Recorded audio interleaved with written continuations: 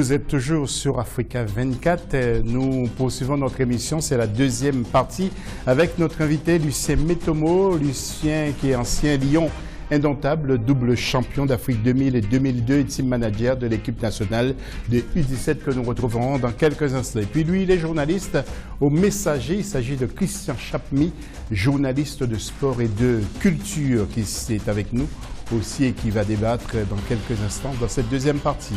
En notre compagnie, et puis Gaël Onana qui est toujours avec nous. Gaël que nous retrouvons après ceci. Alors Gaël, les internautes ne s'arrêtent plus là. Exactement José, je vais commencer par rappeler à tous nos téléspectateurs la question du jour qui est: quelle équipe a selon vous produit le meilleur jeu au cours de ces demi-finales? Donc nous avons reçu quelques réactions en amont de cette émission mais également pendant, celle de Christian Moutou qui nous dit: le Cameroun a fait montre d'une férocité dans l'attaque et d'une solidité dans sa défense. Les actions offensives du Ghana se comptent sur les 5 doigts d'une main. Certes, le bloc offensif nigérien a fait du bon travail mais la défense n'a pas beaucoup assuré. Elle n'était pas facilement perméable pour les Sud-Africaines. Je crois que l'affiche de cette finale, Cameroun-Nigeria, est en somme toute la plus prédite et la plus souhaitée de tous. Ce sera un très beau match. Nous avons également Marcelin Ballot qui nous dit: pour lui, il pense que c'est l'Afrique du Sud qui a fait le meilleur jeu de ces demi-finales, car ces filles ont retrouvé un niveau de jeu assez impressionnant après leur défaite contre le Cameroun, très athlétique avec une très bonne conduite de balle. Et enfin, Tribus Mboli qui pense quant à lui que c'est le Cameroun qui a été le plus efficace. L'apport vient notamment des joueuses camerounaises évoluant en Europe dans des championnats compétitifs et mieux organisés. Et les récentes compétitions telles que les Jeux Olympiques de Londres 2012 et la Coupe du Monde de Canada 2015 qui a vu l'équipe sortir du mondial en quart de finale contre la Chine. Voilà ce qui fait que le Cameroun a la meilleure performance de cette Coupe d'Afrique et ce qui leur donne bien sûr la chance de remporter cette compétition. Voilà, merci beaucoup Gaël. Et puis à tout à l'heure, bien sûr, à l'affiche du jour. Et nous revenons bien sûr sur le match de Limbé avec le Nigeria qui s'est qualifié pour la finale, donc en battant l'Afrique du Sud sur le score de 1-0 également. Une victoire difficile qui permet tout de même aux Super Falcons de rejoindre les Lions indomptables en finale de cette compétition. Résumé de cette rencontre avec Shérif Ousmane Bardonka. C'est une Afrique du Sud décomplexée qui affrontait le Nigeria ce mardi 29 novembre 2016 en demi-finale de la CAN féminine. Dans une rencontre dominée par des Bayana trop inefficaces dans la zone de vérité, les filles de Florence Obagbeni sont restées calmes jusqu'à la 54e minute où Oparanosier prend la gardienne sud-africaine à contre-pied sur un coup franc et marque l'unique but de la rencontre qui crucifie l'Afrique du Sud. Nous sommes déçus car nous sommes venus avec l'ambition d'atteindre la finale. Nous avons essayé de créer assez d'occasions de but, malheureusement ça n'a pas marché. Lorsqu'on ne marque pas de but, on ne peut pas gagner un match. Les Nigérianes ont été chanceuses car elles ont pu transformer ce coup franc. Nous allons recommencer à travailler pour obtenir les meilleurs résultats. Comme il y a 2 ans, le Nigeria vient à bout de ce même adversaire en demi-finale. Même si les Super Falcons ont eu assez de difficultés à imposer leur système de jeu, l'essentiel pour Florence Obamemi était de remporter ce match pour défendre son titre continental. C'était un match difficile pour les deux équipes et je remercie l'Afrique du Sud pour cette belle rencontre. Nous savions qu'on jouait la demi-finale et notre objectif était de gagner. Nous n'avons pas été à notre meilleure performance. Je le reconnais, mais à la fin du match, nous avons gagné. C'était notre objectif. Samedi 3 décembre 2016, le Nigeria tentera de conserver son titre face à une équipe camerounaise enthousiaste, motivée et poussée par son public. Les Lions indomptables veulent briser la suprématie des Super Falcons sur le football féminin en Afrique. Et Lucien Métomo, on a vu un autre match donc entre l'Afrique du Sud et le Nigeria qui n'avait rien à voir. Ça allait vraiment plus vite, avec de belles passes, de longues passes auto. Oui, c'est vrai que l'Afrique du Sud a élevé son niveau de jeu face au Nigeria. Et elle a posé véritablement de problèmes à cette équipe du Nigeria qui a, comme les grandes nations, les grandes équipes, contrôler le match en réalité. Elles ont défendu et puis contre les grandes équipes, elles ont eu ce coup de pied, elles ont concrétisé. Le reste du match, l'Afrique du Sud a couru pour égaliser. Malheureusement, elles n'ont pas pu. Mais bon, c'était un bon match et je pense que le Nigeria s'en est sorti avec son expérience. Vous qui êtes un technicien, un ancien grand professionnel, est-ce que vous avez le sentiment que les équipes étaient du même niveau? Non, pas vraiment, pas toutes. Je pense qu'on peut sortir comme ça les 4 équipes qui ont fait les demi-finales, qui ont sensiblement un niveau pas très loin les unes des autres. Et après, il y a des équipes comme le Kenya, des équipes comme le Mali, le Mali qui a remplacé comme ça rapidement la Guinée équatoriale, qui était moins préparée. Mais bon, les 4 meilleurs sont arrivés en demi-finale, à mon avis. Oui, vous avez ce sentiment également aussi? Ce sont les 4 qui sont arrivés en demi-finale, le carré d'as comme on dit, mais revenons sur ce match entre l'Afrique du Sud et le Nigeria. Comment l'avez-vous jugé? Parce qu'on a vraiment l'impression d'avoir vu un autre match, 2 équipes de très très haut niveau. C'est vrai qu'on ne vendait pas cher la peau de l'Afrique du Sud à l'entame du match, à la faveur des pronostics, c'est tout basculé vers le Nigeria. Et voilà pourquoi la plupart des observateurs s'attendaient à un score fleuve, parce que le Nigeria ayant habitué le public, son public, ses fans, ses spectateurs à des scores fleuves, après avoir planté un 6-0 à l'entame au Mali. Il en a donné 4 après au Kenya et il a continué avec un nul face au Ghana pour la route. On s'attendait à un score fleuve, mais 1-0 pour un score escriqué. On a vu plutôt une belle équipe de l'Afrique du Sud. On ne va pas jouer les observateurs de complainte en pensant qu'il y a eu ci, qu'il y a eu ça.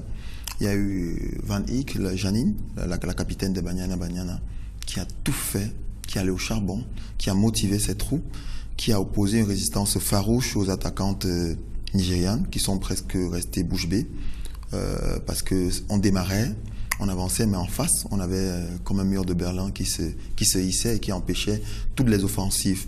Il y a également une appréciation, une plus-value dans le jeu de l'Afrique du Sud qui réside au niveau de... Parce qu'elle n'a pas fait que défendre. Elle a également profité pour construire la construction.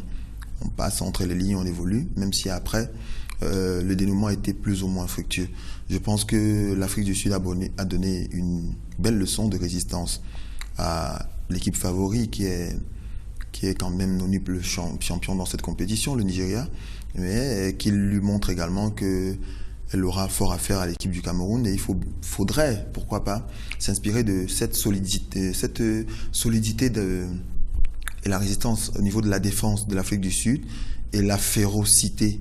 Il faut doubler de la férocité peut-être du Nigeria. C'est peut-être ça la recette miracle qu'il faudra pour les Lions, aux Lions pour remporter le trophée. Bravo à l'Afrique du Sud qui a déjoué tous les pronostics et qui s'est montré comme une équipe à bien d'égards, à quelques niveaux, au même piédestal, au même strapontin que le Nigeria qui est chanceuse et qui a bénéficié de ce coup de pied qui a été fatal pour l'Afrique du Sud pour le reste de la rencontre. Oui, alors justement, nous allons retrouver notre envoyé spécial qui est Chérif Ousmane Bardunka, qui se trouve avec un de nos confrères justement, et c'était après le match. Il a interrogé notre confrère pour connaître un peu son analyse et puis son point de vue sur cette rencontre. Et après, nous allons intervenir de nouveau. Écoutez. Le Nigeria vient de se qualifier face à l'Afrique du Sud, une victoire difficile.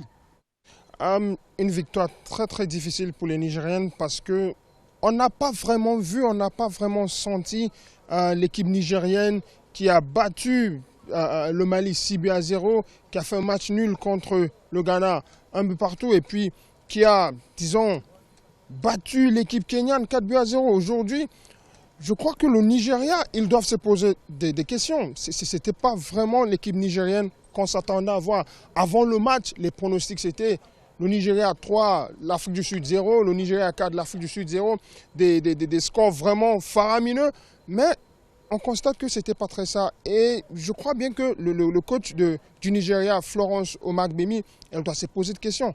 Elle doit se demander, est-ce que son équipe n'entre pas dans l'autosuffisance? Est-ce que déjà les Nigérians ne se disent pas, on est champion d'Afrique, on est super favori, on a du talent plus que toutes les équipes, donc tout va venir normalement, ça sera simple pour nous. Il faut qu'elle se pose des questions parce qu'aujourd'hui, on n'a pas du tout vu cette équipe nigériane qu'on connaît. c'est vrai que défensivement, c'était ça, mais au milieu de terrain, c'était pas ça. En attaque, c'était pas ça. Alors, qu'est-ce qui a manqué à cette équipe sud-africaine qui aurait pu remporter ce match? Elles ont été maladroites devant les buts et peut-être aussi c'est la pression. La pression, n'oubliez pas que le coach sud-africain, Désiré Ellis, elle est là, ça fait même pas 2 mois. Elle est devenue coach de cette équipe, je crois en octobre, le 10 ou le 19 octobre, sauf si je me trompe. Ça fait pas 2 mois, n'a pas assez de temps pour construire une équipe. Elle-même, elle a dit, cette équipe, 13 de ces joueurs, des 21 joueurs qui sont ici au Cameroun, ce sont des joueurs qui ont participé aux Jeux Olympiques. Elle a mené 7 autres joueurs qui ont l'expérience, qui ont joué plus ou moins avec cette équipe. Et il n'y a qu'une seule joueuse qui fait son entrée dans cette équipe. C'est la pression, premièrement, la pression. Et elles ont été maladroites devant les buts. Merci, Dieno. Merci beaucoup, Shérif. Lucien, on tire à boulet rouge justement sur le Nigeria, mais vous n'avez pas peur que cette équipe élève un peu son jeu pour la finale? Écoutez, non, moi je ne tire pas à boulet rouge sur le Nigeria. Le Nigeria a un parcours de champion. Elle est attendue, elle a répondu présente. Il faut savoir que dans ce type de compétition, seul importe le résultat. On peut être malmené, comme je l'ai dit tantôt. L'équipe du Nigeria n'a pas joué à son véritable niveau, aussi parce qu'en face, l'Afrique du Sud a élevé son niveau, qui est la conséquence du fait qu'elle jouait contre l'Afrique du Sud, le Nigeria championne en titre. Donc, l'Afrique du Sud en ayant élevé son niveau, le Nigeria a plongé un tout petit peu, mais le Nigeria a joué comme une équipe qui est championne. Elle a essayé de contrôler, elle n'a pas été très flamboyante comme on l'a connu, mais elle a eu ce truc que les championnes ont. L'occasion qu'il faut concrétiser, la jambe elle n'a pas tremblé, elles ont marqué. Et après, elles ont beaucoup couru parce que l'Afrique du Sud a fait cela. À l'inverse, l'Afrique du Sud a eu des occasions qu'elles n'ont pas pu.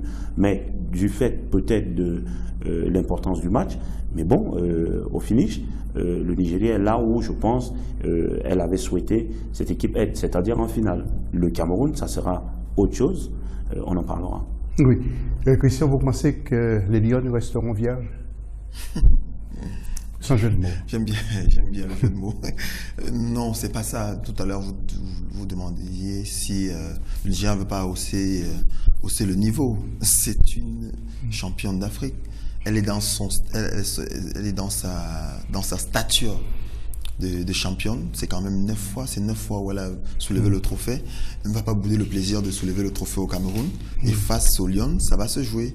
Ce sera une finale des plus espérées, des plus attendues, parce que aussi. Vous auriez préféré l'Afrique du Sud ou pas? Non, pas l'Afrique du Sud. Et si peut-être dans les pronostics, je refusais peut-être de croiser l'Afrique du Sud, je pense que j'en ai eu une cinglante réponse avec la demi-finale Nigeria-Afrique du Sud, qui a réussi à opposer une résistance au Nigeria pour qu'elle n'encaisse au final qu'un seul but. On n'attendait pas l'Afrique du Sud. On pensait qu'on devait continuer, on devait toujours continuer à ramer dans ce même courant de score fleuve, score où le Nigeria s'amuse, se régale et régale le public.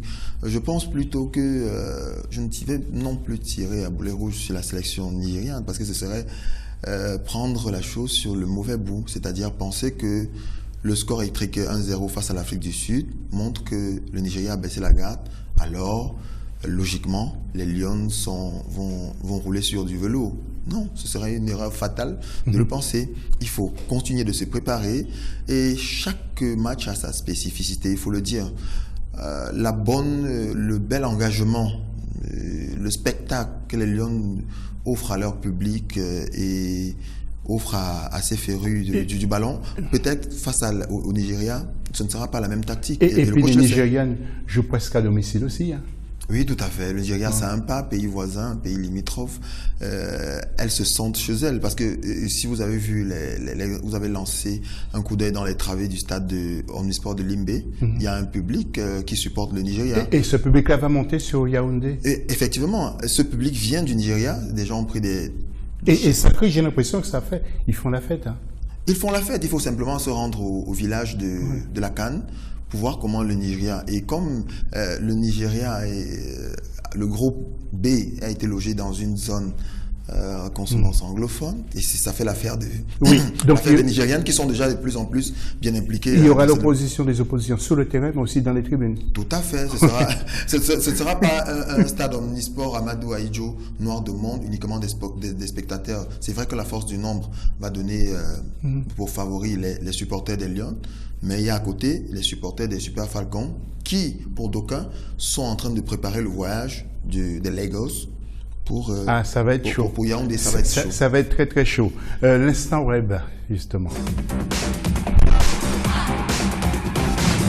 Gaël, rappel de la question et puis peut-être aussi quelques interventions d'internautes. Exactement. Donc la question du jour à laquelle nous invitons les téléspectateurs à répondre, c'est quelle équipe a selon vous produit le meilleur jeu au cours de ces demi-finales? Nous avons également relevé quelques commentaires qui ont été laissés suite au match Afrique du Sud-Nigeria. Celui de Soumban Christian qui dit en dépit de la défaite des Sud-Africaines, elles ont fait une très bonne compétition, elles méritaient certainement mieux. On a également Stanley Nonzo qui nous dit les Nigérianes ont fait un bon jeu mais elles doivent redoubler d'efforts si elles veulent battre le Cameroun en finale. Le niveau de l'équipe nationale camerounaise a considérablement accru et elle risque de surprendre les Super Falcons. Quant au président Mohamed Bouhari du Nigeria, il a félicité son équipe nationale, il se dit très fier et il attend avec autant d'impatience que nous tous la finale qui aura lieu samedi le 3 décembre. Voilà, vous avez entendu qu'il y a une grosse délégation qui vient de la grosse, donc bon, ça va être chaud. On se retrouve tout à l'heure pour la troisième et dernière partie.